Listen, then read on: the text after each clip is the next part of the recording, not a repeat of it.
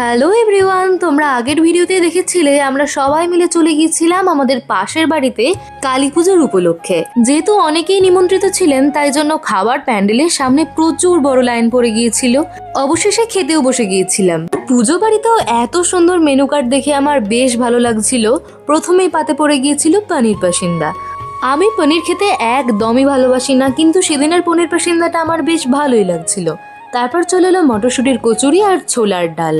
পুজো বাড়ির জন্য প্রত্যেকটা খাবারই ছিল নিরামিষ, কিন্তু ছোলার ডালটার স্বাদ যথেষ্ট সুন্দর হয়েছিল। আর তারপরেই চলে এসেছিল বাসন্তী পোলাও, সাথে আলুর দম।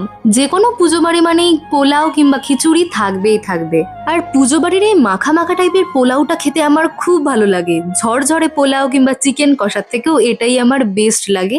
আচ্ছা, তোমাদের কার কার মটরশুঁটির কচুরি আর আলুর দম খেতে ভালো লাগে অবশ্যই আমায় জানাবে। তারপরে চলে এলো চাটনি, পাঁপড়, মিষ্টি।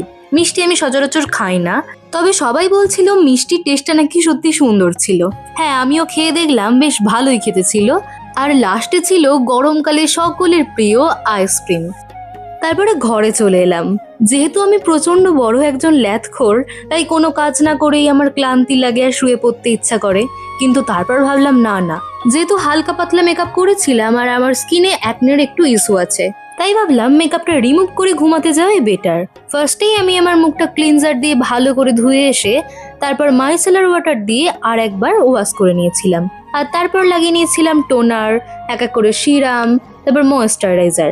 আমি তোমাদেরকেও সাজেস্ট করব যে যদি মেকআপ করে থাকো সেটা ভালো করে রিমুভ না করে একদম ঘুমাতে যাবে না, কারণ আমাদের মেকআপ প্রোডাক্টগুলো অনেক কিছুই কেমিক্যাল দিয়ে তৈরি হয়।